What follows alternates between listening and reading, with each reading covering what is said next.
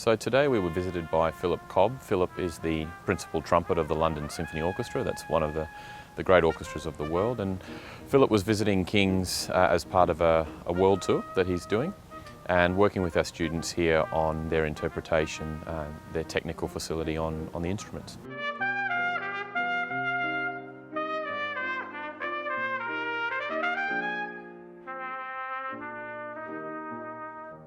The boys got, first and foremost, a lot of common sense approaches to playing their instruments.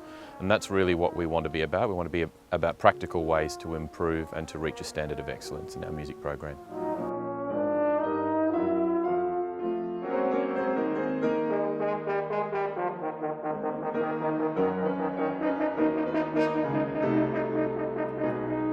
It's something that we do quite often, actually. We have a routinely evolving calendar of guest artists.